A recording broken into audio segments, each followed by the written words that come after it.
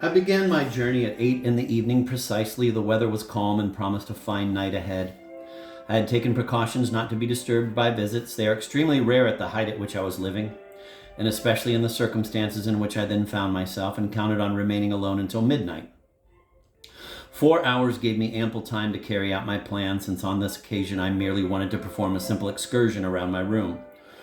If the first journey lasted 42 days, this was because I hadn't been in any position to ensure that it took a shorter time.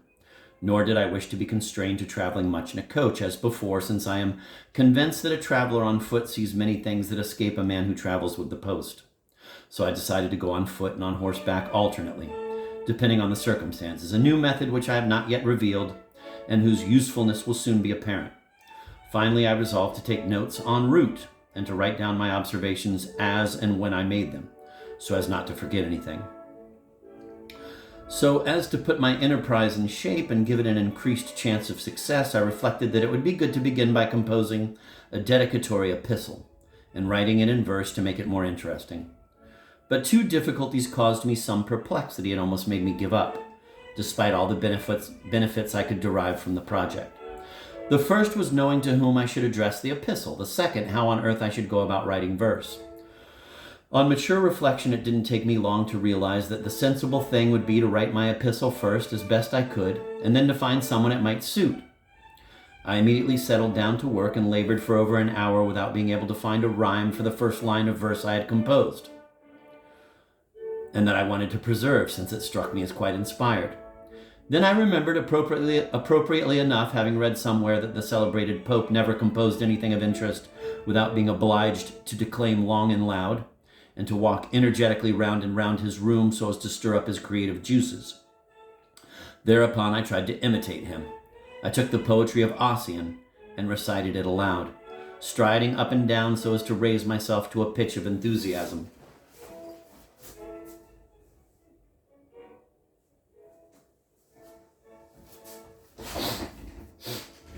And I soon saw that this method did indeed imperceptibly exalt my imagination, and gave me a secret sense of my poetic capabilities, which I would certainly have turned to good advantage, going on to compose my dedicatory verse epistle with great success, if I hadn't unfortunately forgotten the fact that the ceiling of my room sloped down. Its sudden descent prevented my forehead from traveling forward the same distance as my feet in the direction I had taken. I banged my head against that wretched sloping ceiling so hard that the roof of the house was given quite a jolt. The sparrows who had been asleep under the tiles flew off in alarm, and the collision made me take 3 steps backwards. While I was walking around in this way to stimulate my imagination, a pretty young woman who was living below me, surprised at the noise I was making, and thinking perhaps that I was throwing a ball in my room, gave her husband the task of coming up to find out what had caused the noise. I was still quite stunned by the contusion I had suffered when the door half opened. An elderly man wearing a melancholy expression stuck his head in and allowed his gaze to wander around the room. When his surprise at finding me alone had faded, he finally said in vexed tones, "My wife has a migraine, sir. Allow me to point out to you that—" I immediately interrupted him, and my style reflected the sublimity of my thoughts. "Worthy messenger of my lovely neighbor," I told him in proper bardic style, "why do your eyes gleam beneath your bushy eyebrows like 2 meteors in the black forest of Kromba? Your beautiful partner is a ray of light, and I would die 1,000 times over rather than deliberately disturb her repose. But your expression, O worthy messenger, your expression is as grim as the most remote recess in the cave of Camorra, when the great and lofty clouds of the tempest cover the face of night and weigh down on the silent countryside of Morven." My neighbor, who had apparently never read Ossian's poetry, unfortunately took the outburst of inspiration that had overpowered me for an attack of madness, and seemed really perplexed. Since I had no intention of offending him, I offered him a seat and asked him to sit down, but I realized he was slowly beating a retreat and making the sign of the cross over himself as he murmured, "Emato, per Bacco, emato." I let him go without seeking to determine how far his observation was well-founded. I sat down at my desk to make a note of these events, as is my wont, but hardly had I opened a drawer in which I hoped I'd find some paper when I closed it abruptly, disturbed by one of the most disagreeable sentiments you can ever experience, that of humiliated self-esteem. The kind of surprise that overwhelmed me on this occasion resembles that which a thirsty traveler feels when, lowering his lips to a limpid fountain, he sees in the depths of the water a frog gazing at him. But in fact, it was nothing other than the springs and the carcass of an artificial dove which, following the example of Archytas, I had once planned to send flying through the air. I'd worked unremittingly on its construction for over 3 months. When the day came for its test flight, I placed it on the edge of a table, after taking care to shut the door so as to keep my discovery secret and spring an agreeable surprise on my friends. A thread was holding the mechanism immobile. Who could imagine the palpitations of my heart and the anguish of my self-esteem when I brought the scissors up to cut the fateful bond? Swish! The dove's spring uncoiled noisily. I looked up to see it take wing, but after turning round and round a few times, it fell down and went to hide under the table. Rosine, who was asleep there, sadly padded off. Rosine, who could never set eyes on a chicken, or a pigeon, or the least little bird, without attacking it and chasing after it, did not even deign to spare a glance for my dove, which was feebly fluttering on the floor. This dealt the coup de grace to my self-esteem. I went out onto the ramparts for a bit of fresh air. Such was the fate which befell my artificial dove. While the genius of mechanics had destined it to follow the eagle through the skies, destiny had given it the inclinations of a mole. I was walking along, feeling sad and discouraged, as you always are after some great hope has been dashed. When looking up, I noticed a flight of cranes passing over my head. I stopped to examine them. They were advancing in a triangular formation like the English column of the Battle of Fontenoy. I saw them flying across the sky from cloud to cloud. Ah, how well they fly, I murmured to myself, with what assurance they seem to glide along the invisible pathway they follow. Do I dare to admit it? Alas, may I be forgiven. The horrible emotion of envy has only ever once, on one single occasion, entered my heart, and it was the envy of cranes. I followed them with my jealous eyes to the limits of the horizon. For a long time, standing immobile amidst the crowd of strollers, I observed the rapid flight of the swallows, and I was amazed to see them hanging in the air, as if I had never seen this phenomenon before. A sense of profound admiration, of a kind I had never before experienced, lit up my soul. I thought I was beholding nature for the very first time. I was surprised to hear the buzzing of the flies, the song of the birds, and that mysterious, indistinct hubbub of the whole living creation as it spontaneously celebrated its author. An ineffable concert to which man alone has the sublime privilege of being able to add a note of gratitude. Who is the author of this brilliant mechanism? I exclaimed in a transport of delight. Who is he who, opening his creative hand, let the first swallow take wing into the air? He who ordered these trees to rise up out of the earth and raise their branches heavenwards?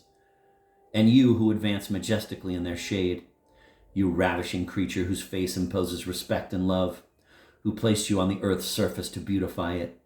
Whose mind was it that drew your divine shape and was mighty enough to create the smile and the gaze of innocent beauty? And I myself, as I feel my heart beating, what is the aim of my existence? Who am I, and where do I come from? I, the maker of the centripetal, artificial dove. Hardly had I pronounced this last barbarous phrase than, suddenly coming to my senses like a sleeping man who has a bucket of water thrown over him, I noticed that several people had surrounded me to examine me, while my enthusiasm was making me talk out loud. Then I saw the lovely Georgine, who was walking a few steps ahead of me. Half of her left cheek, with its layer of rouge, was just visible through the curls of her blonde wig, and finally brought me back down to the earth, after my short absence. As soon as I had recovered a little from the shock of seeing what had happened to my artificial dove, the pain of my contusion I had suffered really started to intensify. I passed my hand over my forehead and recognized a new protuberance at exactly that part of the head where Dr. Gall situates the bump of poetry. But the thought did not cross my mind at the time, and only experience was to show me the truth of that great man's system. After gathering my wits for a few moments so as to make one last effort on my dedicatory epistle, I picked up a pencil and settled down to work. How amazed I was! The lines of poetry came flowing from my pen of their own accord. I filled 2 pages in less than an hour, and I concluded from this circumstance that, if movement was necessary for Pope's brain to compose poetry, nothing less than a contusion was required to extract it from mine. I will refrain, however, from presenting the poetry I then composed to the reader, since the extraordinary rapidity with which the adventures of my journey succeeded one another prevented me from putting the final touch to them. Despite this reticence on my part, there's no doubting that the accident which had befallen me should be regarded as a valuable discovery, one which poets can never avail themselves of too often. I am so convinced of the infallibility of this new method, in fact, that as regards the poem in 24 cantos that I composed, it is to be published together with The Prisoner of Pignerol. I have not thought it necessary until now to actually start putting it into rhyme, but I've written up 500 pages of notes, which comprise, as everyone knows, all the merit and fill out all the bulk of most modern poems. As I was deeply pondering my discoveries, walking up and down in my room, I ended up in front of my bed, on which I sat down heavily, and as my hand chanced to fall on my sleeping cap, I decided to put it on my head and go to sleep. I'd been in bed for a quarter of an hour, and unusually for me, I still hadn't fallen asleep. The idea of my dedicatory epistle had been succeeded by the most somber reflections. My candle, which was almost burnt out, now threw but a wavering and mournful flicker from the base of its wick, and my room seemed like a tomb. A gust of wind suddenly flung open the window, blew out my candle, and slammed the door shut with a bang. The dark cast of my thoughts increased with the gloom. All my past pleasures and all my present pains came to blend together within my heart and filled it with bitterness and regret. Although I am continually striving to forget my sorrows and to chase them from my thoughts, it sometimes happens, when I am not sufficiently on my guard, that they suddenly all come flooding into my memory at the same time, as if the sluice gates had been opened for them. On these occasions I have no option but to abandon myself to the torrent sweeping me away, and my ideas then become so gloomy, and all the objects around me seem so dismal, that I usually end up laughing at my folly. As a result, the very intensity of the malady produces its own remedy. I was still facing the full force of one of these melancholy crises when part of the gust of wind that had blown open my window and slammed shut my door as it swept by, having roamed around my room several times, flicked through my books and swept a loose leaf from the account of my journey to the ground, fluttered through my curtains and came to expire on my cheek. I felt the welcome freshness of the night, and, regarding all this as an invitation on its part, I immediately got up and climbed my ladder to enjoy the tranquility of nature. The sky was clear. The Milky Way, like a wispy cloud, ran across the middle of the sky. A gentle ray of light from every star shone down on me. And when I examined one of these stars attentively, its companion seemed to sparkle more vividly, so as to draw my gaze. The contemplation of the starry sky is a charm that never loses its novelty for me, and I need not reproach myself for ever having made a single journey, or even a single nighttime stroll, without paying the tribute of admiration that I owe to the marvels of the firmament. Although I fully feel the impotence of my mind in these lofty meditations, I draw an inexpressible pleasure in busying myself with them. I love reflecting that it is not chance which is bringing to my eyes that emanation from far-off worlds, and each star sheds with its light a ray of hope into my heart. Ah, could it be that these marvels have no relation with me other than the fact that they shine before my eyes, and my mind which rises up to them, my heart which is moved by the sight of them? Could they be strangers to the stars? Man, the ephemeral spectator of an eternal spectacle, raises for an instant his eyes to the heavens and then closes them again forever. But during this fleeting instant that is granted him, from every point of the sky and from the very farthest bournes of the universe, a consoling ray of light sets out from every world and falls onto his eyes, announcing to him that there is a relationship between that immensity and himself, and that he is an associate of eternity.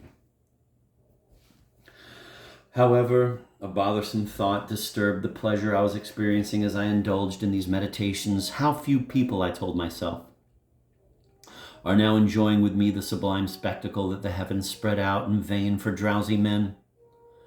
Those who actually are asleep are one thing, but what would it cost those who are out for a stroll, or those others emerging in crowds from the theater, to look up for a moment and admire the brilliant constellations that are shining down on their heads from every direction?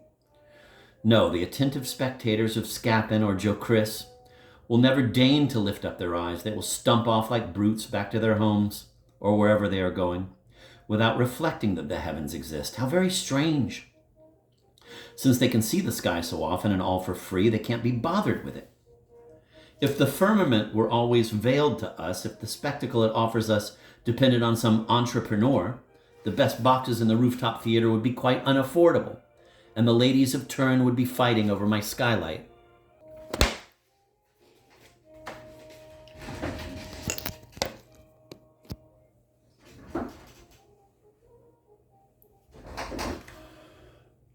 Oh, if I were the sovereign of some country, I exclaimed, filled with righteous indignation. Every night I would have the alarm bell rung, and I would oblige my subjects of every age, every sex, and every condition to go to their windows and look at the stars. At this point, reason, which in my kingdom has only a limited right of remonstrance, was nonetheless more successful than usual in pointing out how unprecedented was the over-hasty edict that I wished to proclaim in my states.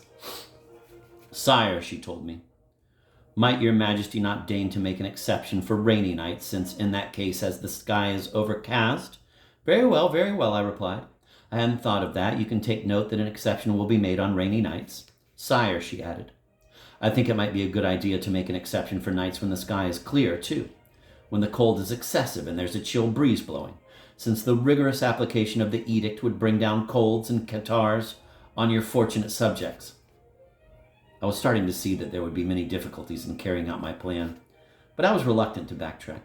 We will need, I said, to write to the Medical Council and the Academy of Sciences to fix the temperature in degrees centigrade at which my subjects will be able to be excused from having to look out of the window.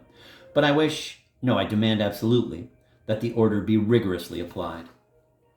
And what about those who are ill, sire? That goes without saying. They can all be accepted. Humanity must come before all else. If I did not fear tiring your majesty, I would point out in addition that it might be possible, in cases when it was judged relevant and the thing not present any great inconvenience, to make an additional exception in favor of the blind, since being deprived of the organs of sight. Well, is that all? I interrupted in an ill humor. Forgive me, sire, but what about lovers?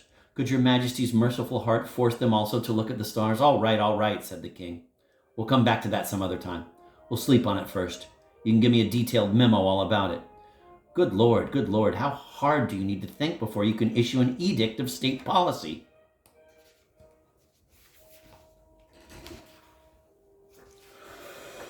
The most brilliant stars have never been the ones that I contemplate with the most pleasure. No, the smallest ones, those which lost in incommensurable remoteness appear no more than imperceptibly... Those which lost in incommensurable remoteness appear no more than imperceptible points have always been my favorites. The reason is quite simple. You will easily understand that as I make my imagination travel as far beyond their sphere as my gaze travels to reach them from here, I am effortlessly conveyed to a distance which few travelers before me have reached, and I am astonished, when I find myself there, that I am still only at the beginning of this vast universe. For it would, I believe, be ridiculous to think that there is some barrier after which there is mere nothingness, as if nothingness were easier to comprehend than existence. After the last star, I can imagine another one, which cannot be the last one either. If we assign limits to creation, however remote those limits may be, the universe appears to me no more than a glowing point in comparison with the immensity of empty space surrounding it, that dark and dreadful void, in the midst of which it seems suspended like a solitary lamp. At this point I covered my eyes with my two hands, to keep any form of distraction at bay, and to give my ideas the profundity that such an object demanded. And, making a supernatural mental effort, I composed a system of the world, the most complete that has ever yet appeared. Here it is in all its details. It's the result of my lifetime meditations. Quote, I believe that, as space is, end of quote, but this requires a chapter to itself. And seeing the importance of the subject, it will be the only chapter of my journey to bear a title. Chapter 16, the system of the world. I believe then that as space is infinite, creation is also infinite, and that God has created in his eternity an infinity of worlds in the immensity of space. 17. I will confess, however, in all good faith, that I don't really understand my system any better than all the other systems that have hitherto been hatched by the imaginations of ancient and modern philosophers. But mine has the precious advantage of being contained within a couple of lines, however vast it may be. The indulgent reader will also be good enough to observe that it was composed in its entirety at the top of a ladder. I would, however, have embellished it with commentaries and notes if, at the very time when I was the most intently occupied on my subject, I had not been distracted by enchanting sounds that came to strike agreeably on my ear. A voice more melodious than any I had ever heard, not even excepting that of Zenaide, one of those voices that always vibrate in unison with the fibers of my heart, was singing nearby a romance of which I caught every word and which will never depart from my memory. As I attentively listened, I discovered that the voice was coming from a window below mine. Unfortunately, I could not see it, since the edge of the roof over which my skylight rose hid it from my sight. However, my desire to catch sight of the siren, who was charming me with her harmonies, increased in proportion with the charm of the romance, whose poignant words would have drawn tears from the most insensitive creature. Soon, no longer able to resist my curiosity, I climbed up to the last rung, set one foot on the edge of the roof, and in this way, clinging with one hand to the side of the window, hung out over the street at the risk of falling down. Then I saw on a balcony to my left, a little lower down from me, a young woman in a white negligee. Her hand was propping up her charming head that was leaning forward sufficiently for me to make her out in the starlight, the most alluring profile, and her posture seemed tailor-made to present as fully and clearly as possible to an aerial traveler such as myself, a slender and attractive figure. One of her bare feet, casually flung backwards, was turned in such a way that I was able, despite the darkness, to guess at its lovely shape, while a pretty little slipper, which had become detached from it, gave it an even more precise form in my curious eyes. I leave you to imagine, my dear Sophie, how intense my situation was. I didn't dare utter the least exclamation for fear of startling my lovely neighbor, nor the least movement for fear of falling down into the street. However, a sigh escaped me in spite of myself, but I was in time to half suppress it. The rest was carried away by a passing zephyr, and I could imagine the dreamy young lady at leisure, kept as I was in this perilous position by the hope of hearing her sing again. But alas, her romance was finished, and my unhappy destiny made her keep the most obstinate silence. Finally, after waiting for quite a while, I thought I could venture to say a word or two to her. All I needed was to dream up some compliment worthy of her and the feeling she had inspired in me. Oh, how bitterly I regretted not having finished my dedicatory verse epistle! How useful it would have come in on this occasion! My presence of mind didn't abandon me at any moment of need. Inspired by the sweet influence of the stars and by the even more powerful desire to succeed with a beautiful girl, I gave a slight cough to attract her attention, and, to make the sound of my voice more gentle, I said to her, in the most affectionate tone of voice I could manage, "Lovely weather tonight.